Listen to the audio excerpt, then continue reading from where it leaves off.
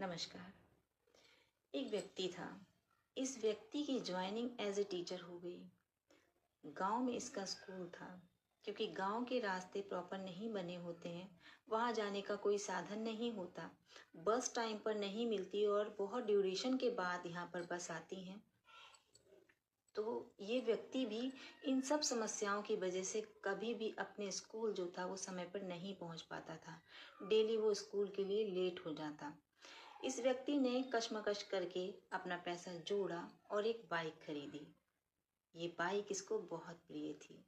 ये इस बाइक को बड़े प्यार से रखता और डेली अब वो इस बाइक से ही स्कूल जाया करता था। और अब हमेशा ये व्यक्ति जो थे वो स्कूल समय पर पहुंचते थे। लेकिन इन व्यक्ति की एक आदत थी, जब भी ये स्कूल जाते रास्ते में इन्हें कोई भी मिलता, चाहे वो गांव का प्रधान होता, चाहे वो गांव का मजदूर होता जिसके सर पर एक बड़ी सी गठरी होती घास की, चाहे वो कोई स्कूल का विद्यार्थी होता, ये सबको अपनी बाइक पर बिठाते और उसको उसकी मंजिल पर छोड़ दिया करते थे। और यही रूटीन ये विद्यालय से आते समय भी दोहराया करते थे। ये रूटीन चलता रहा। मास्टर साहब कभी भी अकेले नहीं आते बाइक पर, हमेशा 2-3 लोगों को बिठाल करके ही अपनी बाइक पर लाया करते थे। डेली ये शाम को आते, अपना रूटीन अपनाते, बाइक बाहर खड़ी करते और कमरे में जाकर के अपना सो जाते थे। उस दिन भी मास्टर साहब ने सेम रूटीन अपनाया। शाम को घर वापस आए, जिसको जिसको छोड़ना था उनको उनकी मंजिल पर छोड़ा, बाहर अपनी बाइक लगाई कमरे के और कमरे में जाकर के अपना डेली रूटीन खाना वाना खा करके ये मास्टर साहब सो गए।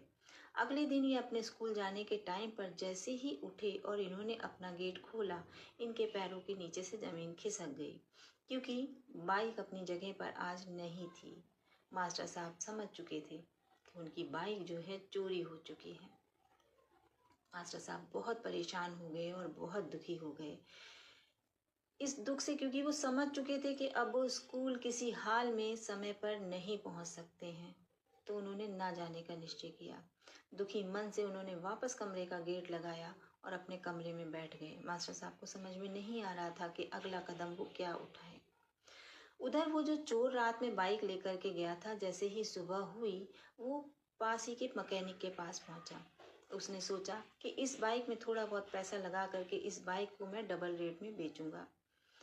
जैसे ही उसने मैकेनिक को वो बाइक दिखाई, मैकेनिक ने तुरंत उस पर सवाल किया, अरे ये क्या, ये तो मास्टर साहब की बाइक है।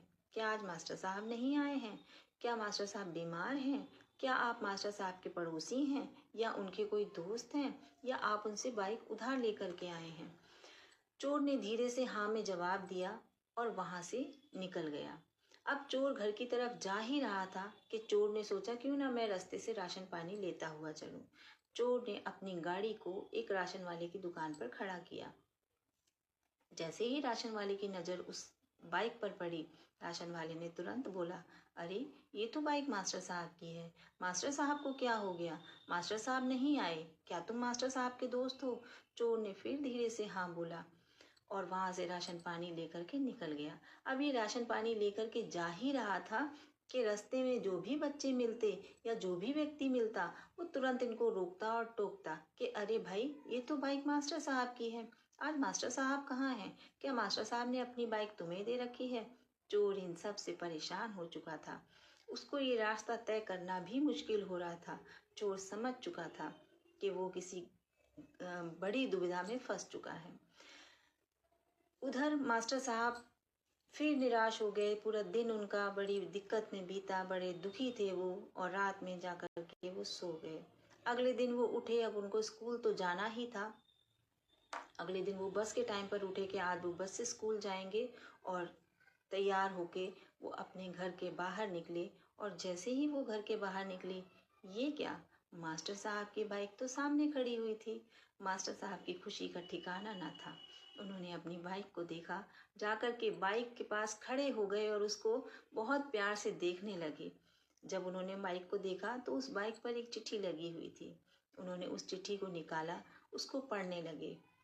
चिट्ठी पर लिखा था, मैं एक चोर हूँ, मैंने आपकी बाइक को चुराया, लेकिन मैं आपकी बाइक को अपना नहीं बना पाया, क्योंकि आपकी बाइक केवल आपकी बाइक नहीं है, वो इस पूरे गांव की बाइक है। तो मैं बाइज्जत आपकी बाइक को आपके पास छोड़ के जा रहा हूँ।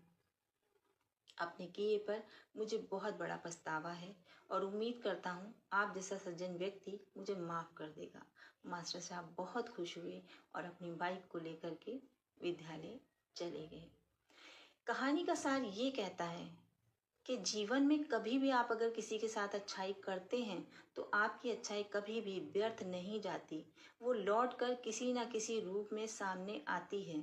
जो मास्टर साहब ने निस्वार्थ सबकी सेवा करी गांव वालों की, उनका नतीजा ये हुआ कि उनकी बाइक को चोर ले जाना चाहा और फिर भी नहीं ले जा पाया। यही हम सब के साथ है। अगर हम सब भी बिना किसी स्वार्थ के, फल की इच्छा ना करके किसी के साथ अच्छा करते हैं तो वो व्यक्ति हमारे साथ अच्छा करे या ना करे, लेकिन वो ऊपर वाला हमारे साथ अच्छा जरूर करता है। धन्यवाद।